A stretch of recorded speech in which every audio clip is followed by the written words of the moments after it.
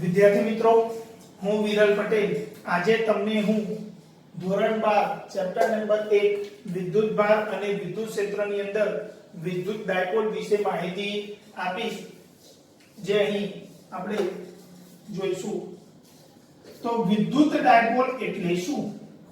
તો વિદ્યુત ડાયપોલ એટલે કે બે સમાન મૂલ્યના અને પરસ્પર વિરુદ્ધ પ્રકારના વિદ્યુત ભારો જ્યારે એકબીજાથી પરિમિત અથવા તો અમુક અંતરે રહેલા માપી શકાય તેવા, એટલે કે પરિમિત અંતરે રહેલા હોય, એટલે કે જ્યારે બે સમાન અને વિરુદ્ધ પ્રકારના વિદ્યુત ભારો એકબીજાથી પરિમિત અંતરે રહેલા હોય ત્યારે જે તંત્ર તૈયાર થાય તેવા તંત્રને વિદ્યુત ડાયપોલ કહે છે. તો આપણે અહીં વિદ્યુત ડાયપોલ રજૂ કરેલી છે. તો અહીં જે બિંદુ છે મધ્ય બિંદુ, એને શું કહેવાય? ડાયપોલ નું મધ્ય બિંદુ. શું કહેવાય? ડાયપોલ નું મધ્ય બિંદુ. બરાબર છે.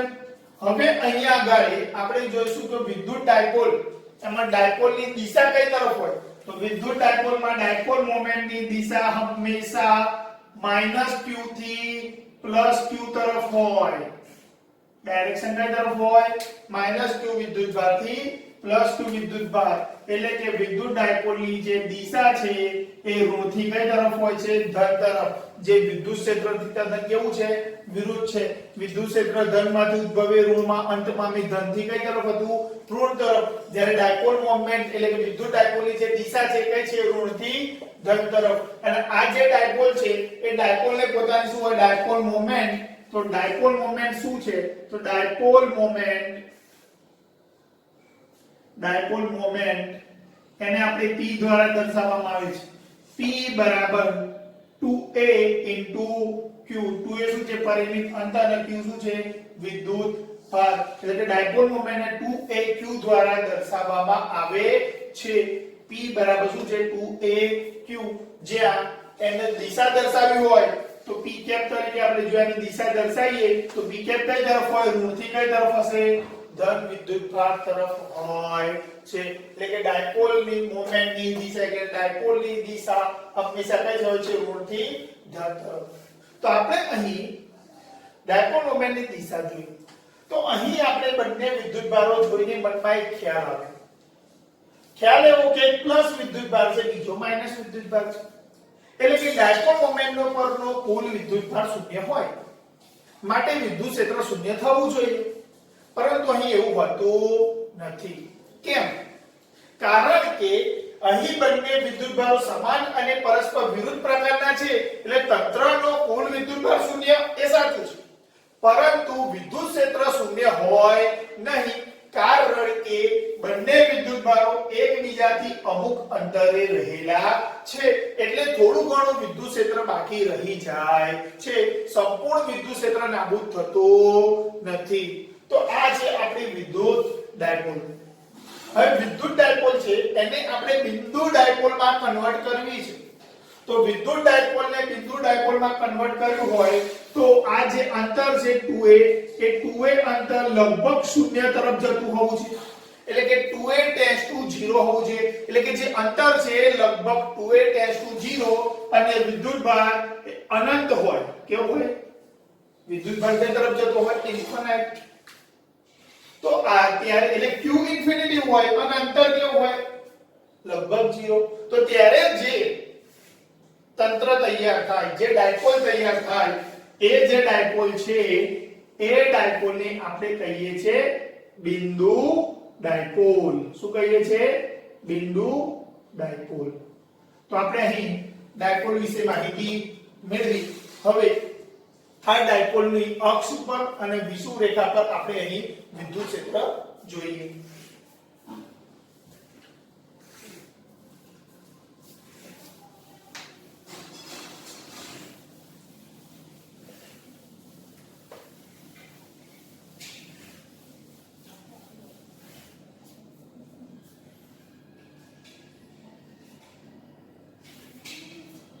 તો આપણી થિયરીનું નામ છે વિદ્યુત ડાયપોલની અક્ષ પરના બિંદુએ વિદ્યુત ક્ષેત્ર.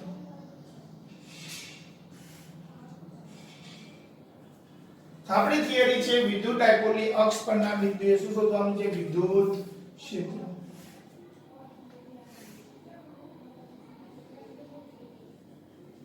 તો આપણે અહીં સૌપ્રથમ એક ડાયપોલ દોરી દઈએ કે જેની આપણે અક્ષ રજૂ કરવાની છે. તો સૌપ્રથમ હું એક ડાયપોલ દોરીશ કે જેનો એક વિદ્યુતભાર કેવો હોય? q, તો બીજો વિદ્યુતભાર કેવો હોય? q. એટલે સમાન અને પરસ્પર કેવા વિદ્યુતભારો? વિરુદ્ધ પ્રકારના. તેમની વચ્ચેનું અંતર આપણે શું લેતા હતા? 2a. કુલ અંતર કેટલું? 2a. તો 2a જેટલા પરિમિત અંતરે રહેલો આ શું છે? આપણી ડાયપોલ. શું છે? ડાયપોલ. હવે આપણે એનું શું કરીએ? મધ્ય બિંદુ. આ શું છે? ડાયપોલનું મધ્ય બિંદુ. ડાયપોલનું મધ્ય બિંદુ રજૂ કર્યું ને. હવે ડાયપોલનું મધ્ય બિંદુ દોર્યા બાદ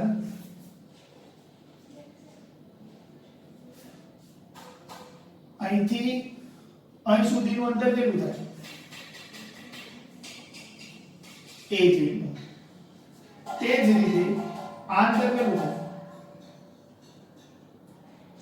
આ વિદ્યુતભાર આપણે લખી દઈએ +q અને -q. આ અંતર પણ કેટલું થાય? a જેટલું જ થાય. તો ડાયપોલના મધ્ય બિંદુથી આ બાજુ a અને આ બાજુ પણ a. તો આપણે અહીં એક ડાયપોલ દોરી કે જેની અંદર એક +q વિદ્યુતભાર અને બીજો કેવો છે? -q વિદ્યુતભાર છે. આ શું છે? ડાયપોલનું મધ્ય બિંદુ. ડાયપોલનું મધ્ય બિંદુ. તો આપણે વિદ્યુત ડાયપોલની અક્ષ પરના બિંદુએ વિદ્યુત ક્ષેત્ર શોધવું છે. તો આપણે સૌપ્રથમ વિદ્યુત ડાયપોલની અક્ષ દોરી દઈએ. તો આ શું છે? ડાયપોલની અક્ષ જ કહેવાય ને. તો અક્ષ પરનું કોઈ એક બિંદુ ધ્યાનમાં લઈએ. ધારો કે એ બિંદુ અહીંયા આગળ આપણે લઈએ છે +q તરફ. ધારો કે એ બિંદુ આ છે કે જેનું હું નામ આપું છું P. હવે અહીંયા આગળ મારે વિદ્યુત ક્ષેત્ર શોધવું છે. તો અહીંયા વિદ્યુત ક્ષેત્ર શોધવું હોય તો સૌપ્રથમ ધારો કે ડાયપોલ જે છે એ આ જે ડાયપોલની અક્ષ પરનું બિંદુ છે એ બિંદુ મધ્ય કેન્દ્રથી r જેટલા અંતરે આવેલી છે.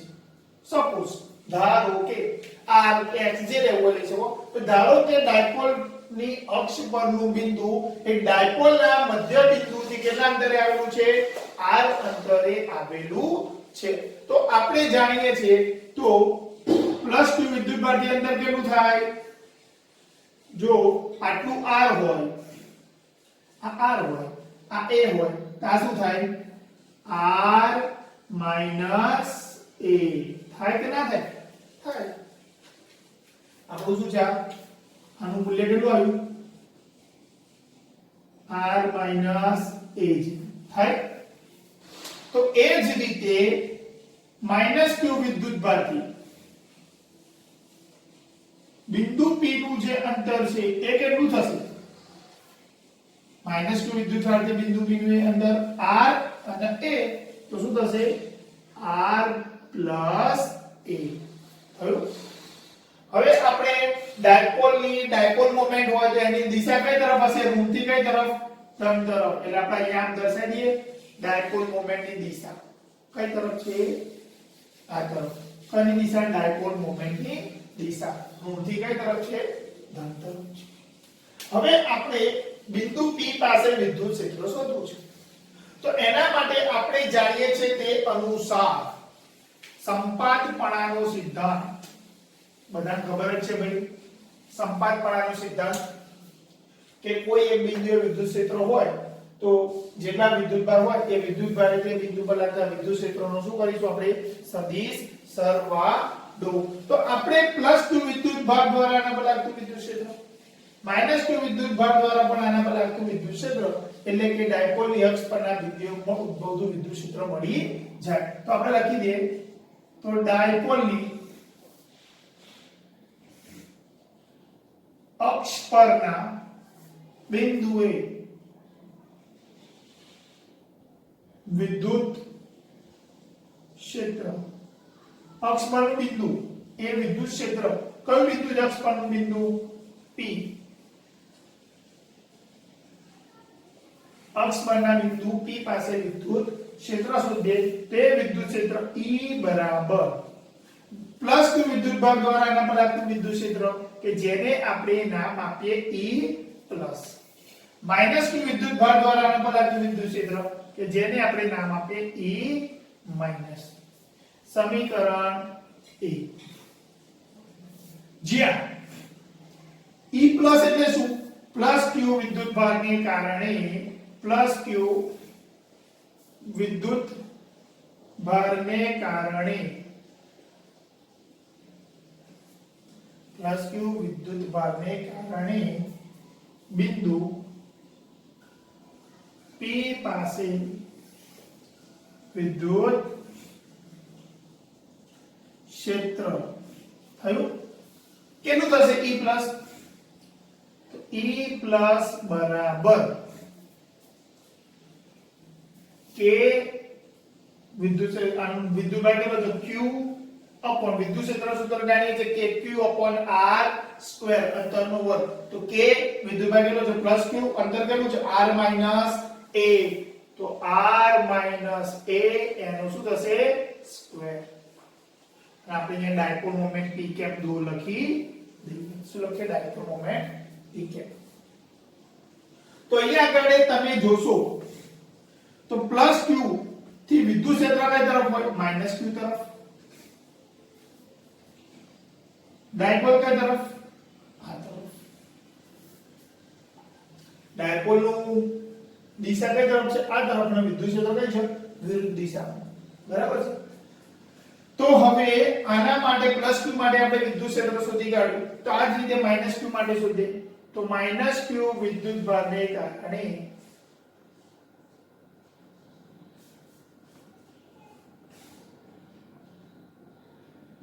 વિદ્યુત ક્ષેત્ર તો માઈનસ q વિદ્યુત ભારને કારણે વિદ્યુત ક્ષેત્ર જેને E માઈનસ નામ આપીએ તો કે વિદ્યુત ભાર કેવો છે માઈનસ q કે q अपॉन माइनस q तो माइनस આગળ લઈ લો r પ્લસ a નો સ્ક્વેર ડાયપોલ મોમેન્ટ નો સદિશ p કેપ ડાયપોલ મોમેન્ટની દિશા તરફ લીધો બરાબર છે. તો એક પ્લસ બીજો કેવો આવ્યો માઈનસ. તો હવે આપણે આ બંનેનો યુઝ કરીને આની અંદર કિંમત મૂકીએ તો માટે બિંદુ p પાસે વિદ્યુત ક્ષેત્ર તો બિંદુ P પાસે વિદ્યુત ક્ષેત્ર E બરાબર કેટલો થશે E પ્લસ કેટલા છે કે q upon r minus a નો વર્ગ વત્તા તો વત્તા અને આ શું છે માઈનસ કે q upon r plus a નો વર્ગ. હવે આપણે અહીંયા જોશું કે બંનેમાં p કેપ છે p કેપ શું કરી દીધા મેં કોમન કાઢી દીધા બંનેમાં p કેપ શું કરે મેં કોમન કાઢી દીધા માટે વિદ્યુત ક્ષેત્ર E બરાબર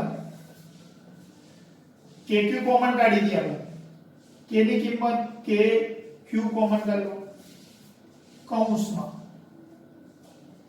1 upon r minus a નો વર્ગ plus minus minus 1 upon r plus a નો વર્ગ કૌંસ પૂરો ઇન્ટુ કયું કે pk. હવે આપણે k ની કિંમત મૂકીએ તો k બરાબર શું છે 1 upon 4 pi epsilon 0 into q એટલે q ઉપર લખાશે q upon 4 pi epsilon 0 કૌંસમાં આનો ઉપર લે r plus 1 1 r plus a નો સ્ક્વેર ઓછા તો ઓછા r minus a 1 r minus a નો સ્ક્વેર છેદમાં તમે જો 1 પ્લસ 1 માઈનસ પહેલાનો વર્ગ ઓછા બીજાનો વર્ગ. પણ બે એ બંને કેટલી વાર છે પાછા? બબ્બે વાર. એટલે આખાનો પણ કેટલો? વર્ગ. કૌંસ પૂરો ઇન્ટુ કયો છે? P cap. હવે આપણે આગળ સાદુરૂપ આપીએ તો વિદ્યુત ક્ષેત્ર E બરાબર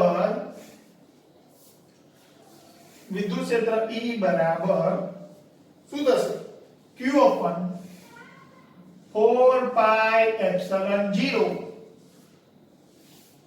હવે આનું સાદુરૂપ આપીએ તો પહેલાનો વર્ગ વત્તા 2 ગુણ્યા પહેલું બીજું વત્તા બીજા પદનો વર્ગ ઓછા તો ઓછા કૌંસમાં પહેલાનો વર્ગ ઓછા 2 ગુણ્યા પહેલું બીજું વત્તા બીજાનો વર્ગ કૌંસ પૂરો. છેલ્લે કયો કે પી કેપ છેદમાં શું આવશે? r સ્ક્વેર ઓછા a સ્ક્વેર એનો શું લખાશે? વર્ગ. r સ્ક્વેર ઓછા a સ્ક્વેર નું શું લખાશે? વર્ગ. હવે આપણે આગળ જોઈએ તો q upon 4 pi epsilon 0 કૌંસમાં r સ્ક્વેર વત્તા 2ar એટલે 2r લખો 2ar લખો ચાલો 2ar લખો તો નહીં 2ar વત્તા a સ્ક્વેર કૌંસ છોડો તો minus r square minus minus plus 2ar minus a square કૌંસ પૂરો છેદમાં r સ્ક્વેર ઓછા a સ્ક્વેર આખા પદનો વર્ગ. છેલ્લે કયો કે ડાયપોલ મોમેન્ટનો સદિશ. હવે આપણે આગળ જોઈએ q upon 4 pi epsilon 0 જોઈશું તો plus r square minus r square plus a square minus a square ગયા. હવે એક ને એક પદ કેટલી વાર? એક ને એક બે વાર. તો બે બે કેટલા? 4ar છેદમાં r સ્ક્વેર ઓછા a સ્ક્વેર નો વર્ગ ઇન્ટુ કયો કેપ? ઈ કેપ. હવે આપણે જોઈશું મેં તમને આગળની થિયરીમાં કીધું હતું p બરાબર શું છે? 2aq. તો આપણે આને p ના ફોર્મમાં લાવવું છે. k p ગમે તે લઈ લઈએ. તાના હું k ના ફોર્મમાં લાવું, p ના ફોર્મમાં લાવું તોય ચાલે. તો 1 upon 4 pi epsilon 0 તો છે આની અંદરથી 2a અલગ કરી દો. શું કરી દો? 2a એક બગડો બહાર રાખો ને 2 2 4 a નો a q જોડે લખી દો ઇન્ટુ r છેદમાં r સ્ક્વેર ઓછા a સ્ક્વેર નો સ્ક્વેર છેદમાં કયો કે p કે. હવે જ્યાં 2aq બરાબર શું લખાય? ડાયપોલ મોમેન્ટ p હોવાથી 2 અને આપણે k કહી દઈએ તો k આના શું કહેવાય? p આના 1/4 એટલે k અને p જોડે શું છે? r છેદમાં r સ્ક્વેર ઓછા a સ્ક્વેર આખાનો શું છે? સ્ક્વેર જોડે કયો કે p. હવે ધારો જો r greater than a હોય એટલે કે આ જે અંતર છે એ a કરતા ઘણું બધું વધારે એટલે કે r છે દૂર દૂર સુધી હોય. r a કરતા કેવું હોય? ખૂબ જ વધારે હોય. તો આપણે એને અવગણી શકીએ. તો આપણે એને શું કરી શકીએ? અવગણી શકીએ. તો માટે વિદ્યુત ક્ષેત્ર E બરાબર 2k p r છેદમાં r સ્ક્વેર નો સ્ક્વેર એટલે આની કેટલી થાય? 4 કારણ કે એને શું કર્યા? અવગણ્યા. તો એ અવગણતા શું કરતા? એ અવગણતા. તો 2kp r upon r4 r ગયો તો r ની ક્યુબ જોડે ગઈ કેપ છે p કેપ. માટે શું આવશે? 2kp upon r3 જોડે p કેપ. આ શું છે? આપણે ડાયપોલની અક્ષ પરનું વિદ્યુત ક્ષેત્ર આપણે જાણીએ છીએ તે મુજબ વિદ્યુત ક્ષેત્ર સામાન્ય રીતે 1/r² મુજબ ચલે છે. વિદ્યુત ક્ષેત્ર સામાન્ય રીતે કઈ રીત મુજબ ચલે છે? 1/r² મુજબ. એટલે કે અંતર સાથે વિદ્યુત ક્ષેત્ર r1 અંતરના વર્ગના વ્યસ્ત પ્રમાણમાં ચલે છે એટલે કે ઘટે છે એની અંદર. પરંતુ અહીં વિદ્યુત ડાયપોલ માટે વિદ્યુત ક્ષેત્ર એ 1/r ના ક્યુબ અનુસાર ઘટે છે એટલે કે સામાન્ય રીતે વિદ્યુત ક્ષેત્ર 1/r² મુજબ ઘટે છે પરંતુ જ્યારે આપણે વિદ્યુત ડાયપોલનો કિસ્સો ધ્યાનમાં લઈએ તો વિદ્યુત ક્ષેત્ર 1/r³ r ના ઘન અનુસાર ઘટે છે. આ હતી આપણી વિદ્યુત ડાયપોલની અક્ષ પરના વિદ્યુત ક્ષેત્રની થિયરી.